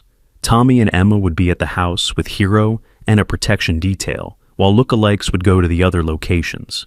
As darkness fell, Tommy sat in the living room with Hero, both of them tense with anticipation. Emma was in the kitchen with Agent Park and 2 other agents Director Coleman had brought in from out of state. "Movement at the fire station," came a voice over the radio. "Brennan just arrived with 2 unknowns. Curtis is approaching the cave site," another voice reported. "He's not alone." Everyone waited for news about Webb, but none came. Then Hero's head snapped up. His ears perked forward. He let out a sharp warning bark. "Someone's here," Tommy said, translating Hero's signal. The lights suddenly went out. The backup agents moved to defensive positions, but before anyone could react, the back door burst open. Agent Webb entered with 3 armed men, their weapons already drawn. "Nobody move," Webb commanded. "We're just here for the dog and whatever evidence Walker hid." Hero had positioned himself in front of Tommy, his body coiled and ready to attack. A continuous growl emanated from his chest, primal and threatening. "You killed my daddy," Tommy said, his voice surprisingly steady despite his fear. Webb's face was cold. Your daddy couldn't mind his own business. Neither can you, apparently. The house is surrounded, Agent Park said calmly. You're not getting out of here. Webb laughed. By who? The agents I've been feeding false information to all day? They're all at the wrong locations. But Webb had underestimated Director Coleman's thoroughness. The front door exploded inward, and tactical teams flooded in. The ensuing chaos was brief but intense. Hero launched himself at one of the gunmen who had raised his weapon toward Tommy, taking him down with trained precision. Gunfire erupted, but the tactical team was prepared and efficient. When the smoke cleared, Webb and his accomplices were in custody. Hero stood panting over the man he had taken down, who was wisely not moving. Tommy ran to the dog, throwing his arms around him. You saved me, Hero! You saved me! Emma rushed to both of them, dropping to her knees and pulling them into a tight embrace. They were safe. It was over. But the night wasn't done with its surprises. As the arrested men were being led away, Webb started talking, trying to make a deal. I have information, he shouted, about the fire that killed Walker. It wasn't supposed to happen that way. Everyone froze. Emma stood slowly, her face pale. What do you mean? Director Coleman nodded to the agents to bring Webb back. Talk, she commanded. Webb, realizing his only chance at leniency was full cooperation, spilled everything. Walker was supposed to be scared off, not killed. The fire was meant to be controlled, just enough to destroy the evidence he'd gathered. But Carlson used too much accelerant. The building went up faster than planned. Walker, he wasn't supposed to die. That was Carlson's screw-up. Emma felt her knees buckle, but Agent Park caught her. Tommy stood frozen, processing this information with Hero pressed against his side. So it was still murder, Emma said, her voice hollow. Just incompetent murder. We have enough to put them all away for life, Director Coleman assured her. Multiple counts of murder, attempted murder, conspiracy, trafficking. Justice will be served. The next few hours were a blur of statements, evidence collection, and official procedures. By dawn, the full scope of the trafficking ring had been exposed. Dozens of arrests were made across 3 states. The organization that had killed Mike Walker and terrorized his family was completely dismantled. As the sun rose over Riverdale, Emma stood in her backyard with Tommy and Hero. They were exhausted, but safe. Ben arrived with Scout, having been kept away during the danger, but informed once it was over. It's finished, Emma told him. It's really finished. Ben pulled them all into a hug, even Hero, who tolerated the affection with dignity. Mike would be so proud of all of you. In the days that followed, the story made national news. The boy and his dog who brought down a criminal empire. Tommy and Hero were invited to receive special commendations from the FBI. The president himself sent a letter of thanks. But for Tommy, the best moment came a week later when Marcus was finally released from the hospital. He arrived at their house with Rex, both of them still moving slowly, but healing well. You did it, buddy, Marcus said, ruffling Tommy's hair. You and Hero finished what your dad started. The 2 German shepherds, Rex and Hero, greeted each other like old friends, which Marcus explained they were. They trained together sometimes. Military dogs form bonds just like human soldiers. Can Rex visit lots? Tommy asked hopefully. Better than that, Marcus said with a smile. I'm taking a position with the local rangers. We'll be around all the time. As Tommy played in the yard with Hero and Rex, Emma and Marcus sat on the porch with Ben and Scout. The older German shepherd was content to lie at Ben's feet, watching the younger dogs play. Mike would have loved this, Marcus said quietly. All the dogs together, Tommy laughing. This is what he was fighting for. Normal, safe life for his family. Emma wiped away a tear. I wish he could see it. Maybe he can, Ben said, pointing to where Tommy was trying to teach both dogs a new trick. Look at that boy. Mike's courage, your compassion, and now Hero to guide him. Mike's legacy lives on. That evening, as Emma tucked Tommy into bed with Hero curled up beside him, Tommy asked a question that had been bothering him. Mom, are we safe now? Really safe? Emma sat on the edge of his bed, considering her answer. I think so, sweetheart. The bad people are in jail. The FBI is watching to make sure no one else tries to hurt us. But Hero will stay with us anyway, right? Even though the danger is gone? Hero is family now, Emma assured him. He's not going anywhere. Hero lifted his head and licked Tommy's cheek, making the boy giggle. It was such a normal, happy sound that Emma's heart swelled with gratitude. "Mom," Tommy said as she turned to leave, "I want to be like Daddy when I grow up. I want to help people and have a dog partner like Hero." Emma smiled through her tears. "I think that's a wonderful goal, baby. Your daddy would be very proud. And Hero can teach his puppies to be hero dogs too," Emma laughed. "Let's just focus on Hero for now, okay?" As she closed the door, she heard Tommy whispering to Hero about all their future adventures. The dog's tail thumped against the bed in response, a steady rhythm of contentment and loyalty. The months that followed brought healing and new beginnings. The trials of the trafficking ring members were swift, with overwhelming evidence ensuring convictions. Emma, OR, received a settlement from the fire department's insurance. It couldn't bring Mike back, but it would ensure Tommy's education and future were secure. Tommy started training with the Junior Ranger program, with Marcus as his mentor and Hero always by his side. The German Shepherd became something of a mascot for the program, demonstrating search and rescue techniques for the other children. One day, almost a year after the cave rescue, Tommy and Hero were practicing tracking in the woods when they came across a family of hikers who had gotten lost. Without hesitation, Tommy remembered his training. "Hero, find the trail," he commanded in a clear voice. Hero immediately went to work, nose to the ground, leading them safely back to the marked path. The grateful family couldn't stop thanking them, and Tommy stood a little taller, feeling like a real ranger for the first time. "You're just like your father," one of the hikers said, not knowing how much those words meant. That evening, Tommy and Emma visited Mike's grave for the first time since everything had happened. Hero walked solemnly beside them, seeming to understand the significance of the place. Tommy placed a small medal on the gravestone, the Junior Ranger achievement badge he'd earned that day. "I'm helping people, Daddy, just like you taught me." The wind rustled through the cemetery trees, and a red cardinal landed on Mike's headstone, singing a brief, beautiful song before flying away. Emma had heard that cardinals were visitors from heaven, loved ones letting you know they were still watching. "He knows, baby," Emma said softly. "He knows, and he's proud." Hero sat at attention beside the grave, a guardian paying respects to his fallen handler. After a moment, he turned and gently nudged Tommy's hand, ready to go home, but always ready to return when needed.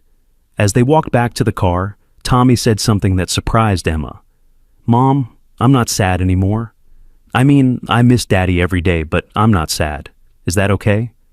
Emma knelt down to his level. "That's more than okay, sweetheart. Daddy wouldn't want us to be sad forever. He'd want us to live, to be happy, to help others just like he did. And we have Hero to help us," Tommy added, patting the dog's head. "Yes, we have Hero." The German Shepherd walked between them, his presence a bridge between past and present, loss and hope, sorrow and joy. He had been Mike's partner, then Tommy's savior, and now he was simply family, a guardian, a friend, a living reminder that love transcends even death. 5 years passed. Tommy grew from a small, grieving boy into a confident young man, though still only 10 years old. Hero's muzzle had started showing touches of gray, but he remained strong and vigilant. Their bond had only deepened with time. It was another spring morning when the call came that would bring their story full circle. A child had gone missing in the same cave system where Marcus had been trapped. The official search and rescue teams were struggling with the complex tunnel network. "We need Hero," the ranger coordinator said when he called, "and Tommy knows those caves better than anyone his age." Emma's first instinct was to say no, but she saw the determination in Tommy's eyes. He was his father's son through and through. "We'll be careful, Mom," Tommy promised. "Hero and I can do this." At the cave entrance, Tommy suited up with the Junior Ranger search team, while Hero was fitted with a special camera and light. The missing child was a 6-year-old girl who had wandered away from her family's campsite. "Her name is Sophie," the ranger told them. "She's been missing for 4 hours." Tommy knelt beside Hero, holding a piece of the girl's clothing for him to scent. "Find Sophie, Hero. Find her." Hero's transformation was immediate. Years might have passed, but his training was intact. He moved into the cave with purpose, Tommy and the adult rangers following. The caves were different now. Some passages had been sealed after the trafficking ring was exposed, but the main tunnels remained open. Hero led them deep into the system, through passages Tommy remembered from that frightening day years ago. Then, in a small chamber off the main tunnel, they heard it. A small voice crying. Sophie was huddled in a corner, scared but unharmed. She'd fallen and twisted her ankle, unable to walk back out. When she saw Hero, instead of being afraid of the large dog, she reached out to him. "Doggy," she whimpered. Hero approached slowly, gently, allowing the little girl to wrap her arms around his neck. Tommy moved in with a blanket and first aid supplies.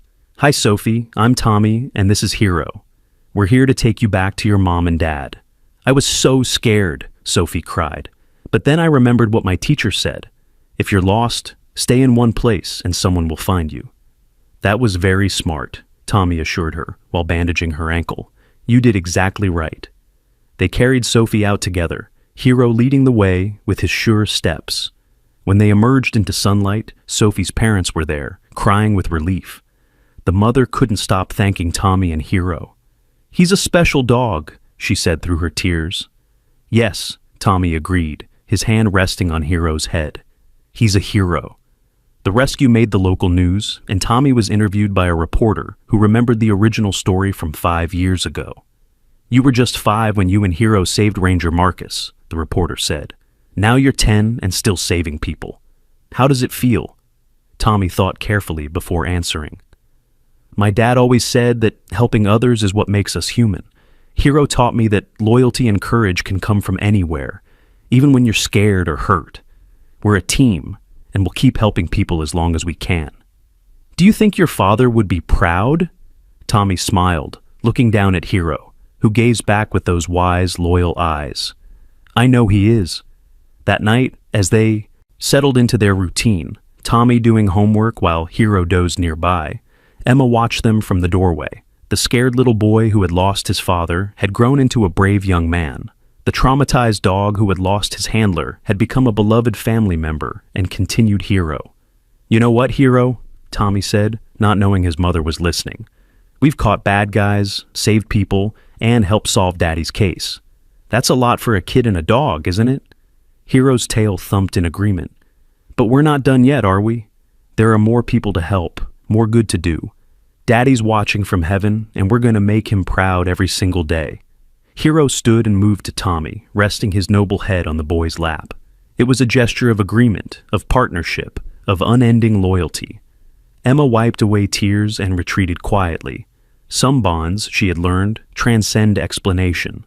The connection between Tommy and Hero had been forged in tragedy, but tempered by courage, strengthened by purpose, and sealed with love. Years later, when Tommy would become a real ranger with his own K9 partner, he would tell the story of Hero to inspire others. How a crying dog at a cave had changed his life. How courage can come in small packages.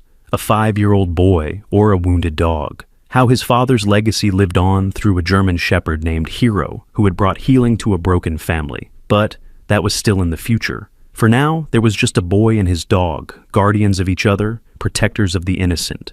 Living proof that heroes come in all forms.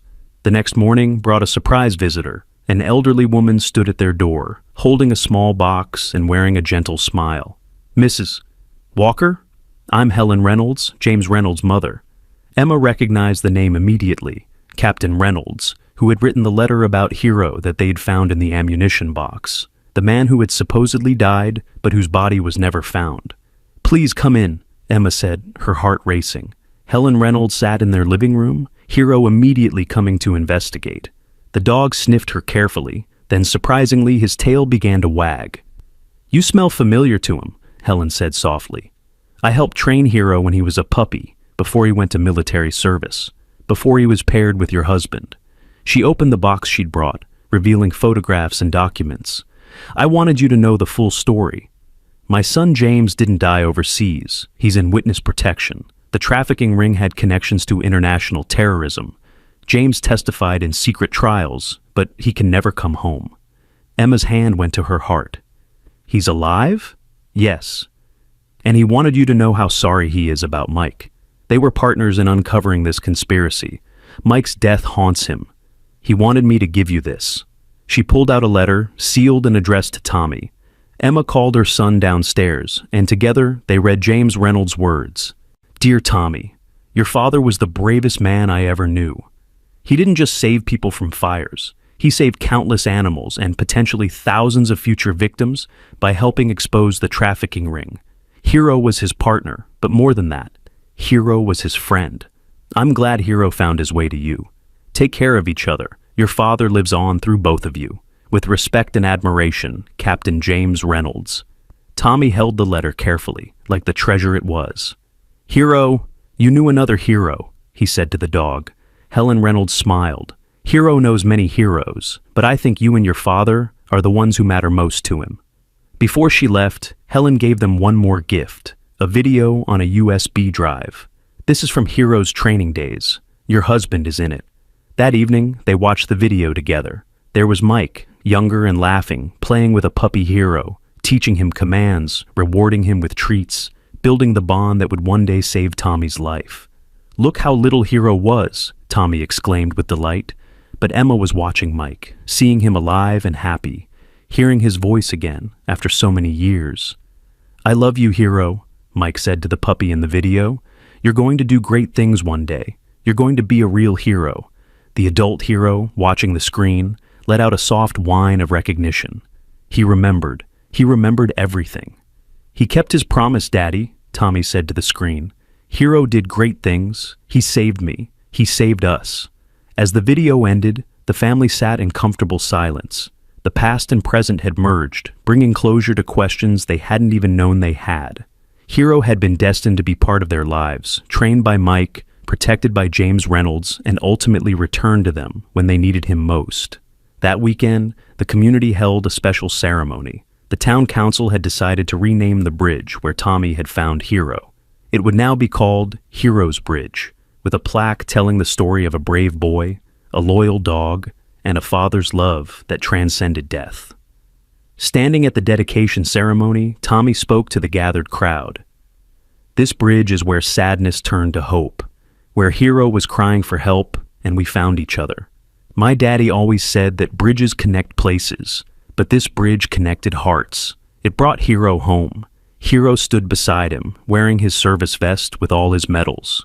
Marcus was there with Rex, Ben with Scout, and dozens of community members who had followed their story.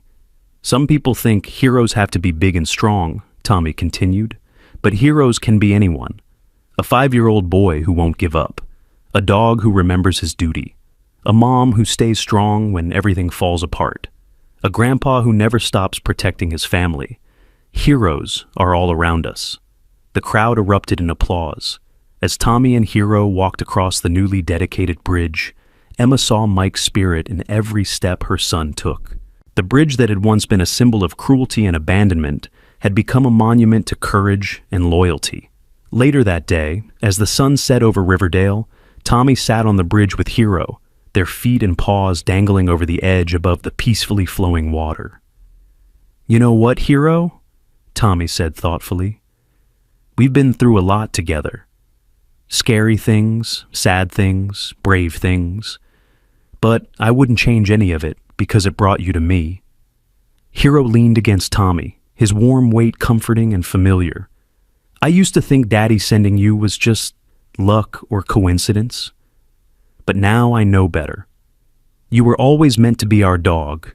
You were always meant to save us. And we were always meant to save you right back." A bird flew overhead, casting a shadow across the bridge. Tommy looked up and saw it was an eagle, soaring high and free. "Look, Hero, an eagle!" Daddy used to say eagles were symbols of courage and freedom. Hero barked once, his eyes following the majestic bird. "We're free now, aren't we?" Tommy said. "Free from fear, free from sadness. We can just be us, a boy and his dog, ready for whatever comes next." As they walked home together, the bridge behind them and the future ahead, Tommy made a promise to himself and to Hero. They would continue to help others, to be brave, to honor Mike's memory, not with sadness, but with action. The story of the boy who found 3 crying German shepherds at a cave had become legend in their town. But for Tommy, it was simply the beginning of a life dedicated to service, inspired by a father he'd lost and a dog he'd found. That night, As every night for the past 5 years, Tommy and Hero settled into bed together. The dog's breathing was steady and calm, his presence a constant comfort. Tommy's hand rested on Hero's fur, feeling the steady heartbeat of his faithful companion. "Thank you, Hero," Tommy whispered into the darkness. "Thank you for everything." Hero's tail thumped once against the bed, and then they both drifted off to sleep, guardian and protected, friends forever, bonded by love that had transformed tragedy into triumph. In his dreams, Tommy saw his father standing with a young Hero, both of them smiling and proud. "Take care of each other," his father said in the dream. "That's all I ever wanted." And they would. Every day, every challenge, every rescue, every moment. They would take care of each other, because that's what heroes do. That's what family does. That's what love means. The morning would bring new adventures, new chances to help others, new opportunities to be brave. But for now, in the quiet darkness of Tommy's room, there was just peace. A boy who had found courage in the darkest moment of his young life. A dog who had lost everything but gained a new purpose. Together, they were more than the sum of their parts. Together, they were heroes. 5 more years passed, and Tommy, now 15, stood at the entrance to the same cave system where it all began. But this time, he wore an official junior ranger uniform, and Hero, though moving slower now at nearly 12 years old, still stood proudly beside him. They were leading a group of younger children on an educational tour, teaching them about cave safety and the importance of protecting wildlife. The caves had been transformed into a learning center, the dark history replaced with hope and education. "This is where I found Ranger Marcus," Tommy explained to the wide-eyed children. "And these are the dogs who helped save him, Hero, Rex, and Scout." All 3 German shepherds were there, older now, but still alert. Rex stayed close to Marcus, who had become the head ranger for the region. Scout remained Ben's constant companion, and Hero, of course, never left Tommy's side. "Were you scared?" a little girl asked, the same age Tommy had been during that fateful rescue. "I was terrified," Tommy admitted. "But being brave doesn't mean you're not scared. It means you do what's right even when you are scared." "Hero helped you be brave?" another child asked. Tommy smiled, his hand finding Hero's head automatically. "Hero and I helped each other. That's what partners do." As the tour continued, Tommy caught his mother's eye. Emma had come to watch, as she often did, still amazed by the confident young man her son had become. The scared, grieving 5-year-old was gone, replaced by someone Mike would have been incredibly proud of. After the tour, as families departed with new knowledge and respect for both the caves and the dogs who had made them famous, Tommy and Hero sat once again at their favorite spot, the bridge that bore their story. "You're getting older, boy," Tommy said softly, noticing more gray in Hero's muzzle. "The vet says you need to take it easier." Hero huffed, as if disagreeing with the very concept of taking anything easy. I know. You'll never really retire, neither will I. We've got too much work to do still." A car pulled up, and Agent Park stepped out. He'd kept in touch over the years, watching Tommy grow up, checking in on the family that had helped break one of the biggest trafficking rings in the country's history. "Tommy, Hero," he greeted them. "I have news you might want to hear." They walked together along the bridge, as Agent Park explained. "Robert Carlson's death led us to uncover a massive corruption network. The final trials just concluded. Over 200 people have been convicted. The trafficking ring is completely destroyed, and new protections are in place for whistleblowers and their families." "Dad's death meant something," Tommy said quietly. "Your father's death saved countless lives," Agent Park confirmed, "and you and Hero finished what he started.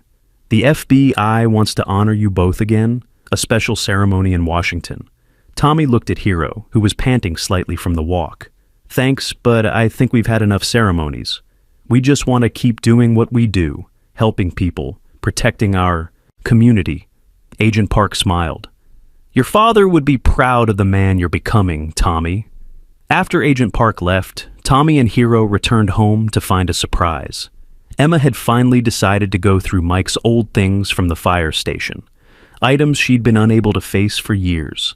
Among them was a journal Mike had kept.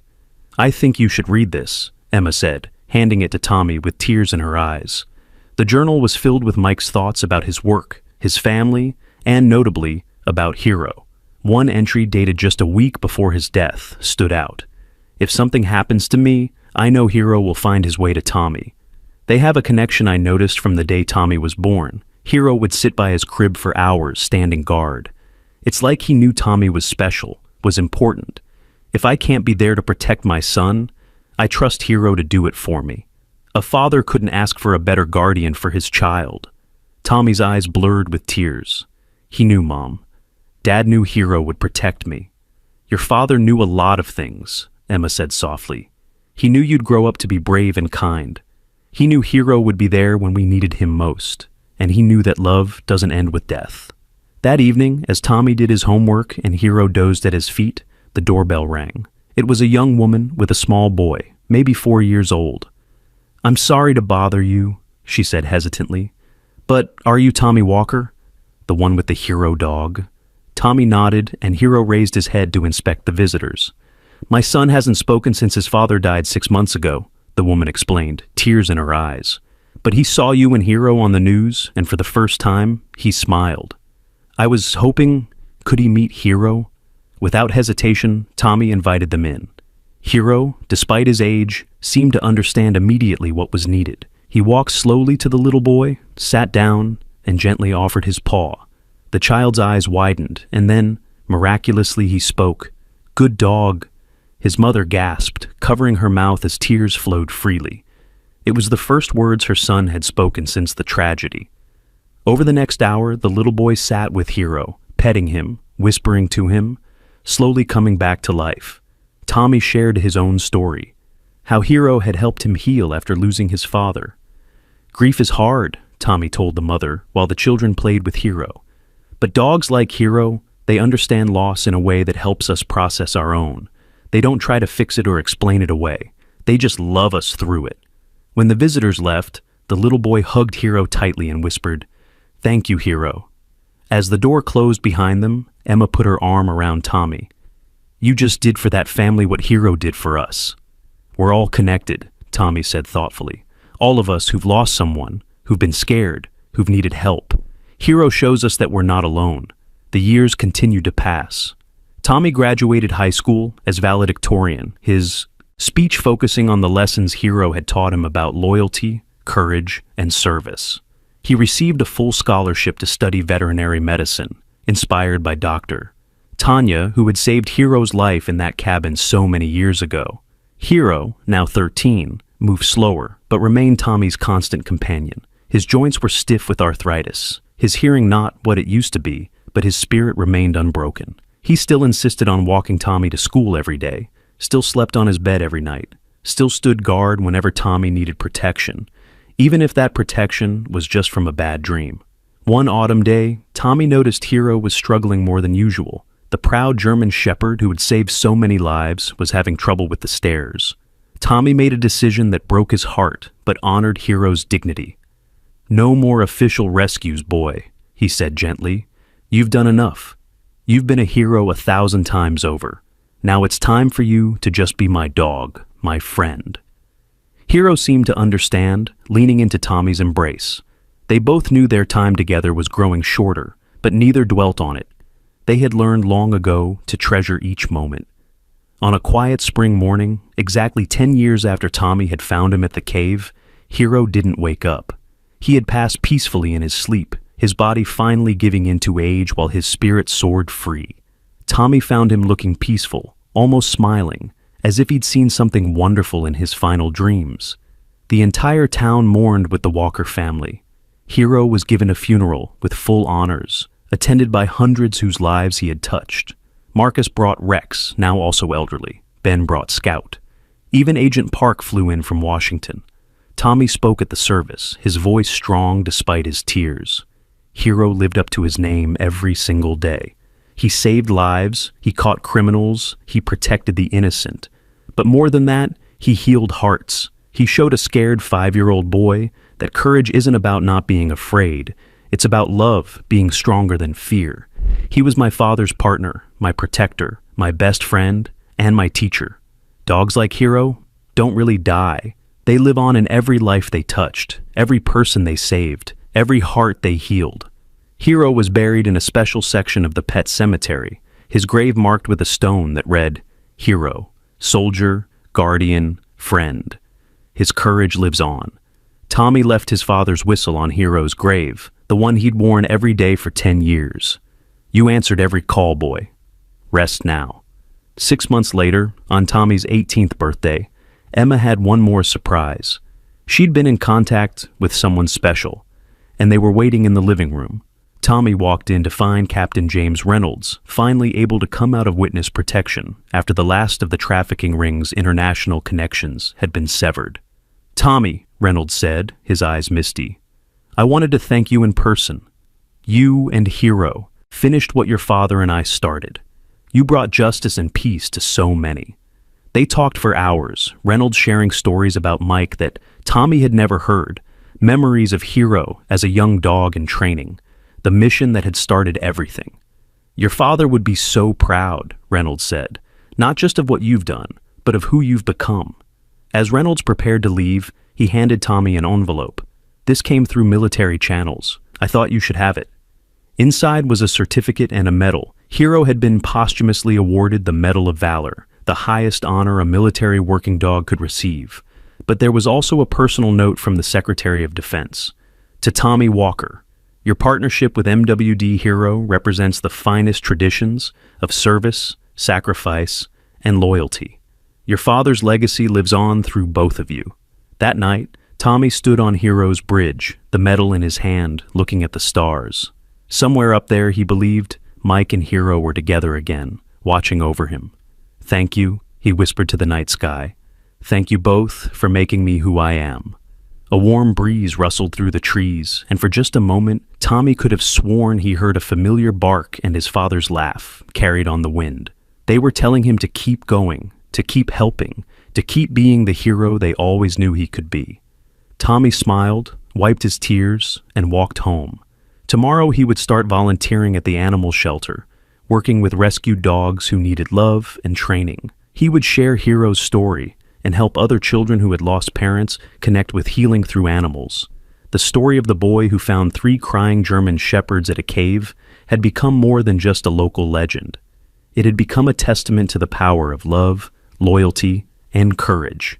It proved that heroes come in all forms, human and animal alike, and that sometimes the greatest act of heroism is simply refusing to give up on each other.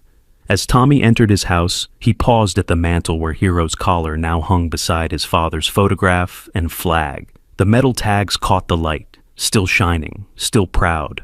I'll make you both proud, Tommy promised, every single day. And he would. The boy who had been saved by a hero would spend his life creating more heroes, training service dogs for children who had lost parents, for veterans with PTSD, for anyone who needed the kind of unconditional love and protection that Hero had given him. The legacy would continue, one dog, one child, one act of courage at a time, because that's what heroes do. They inspire others to become heroes too.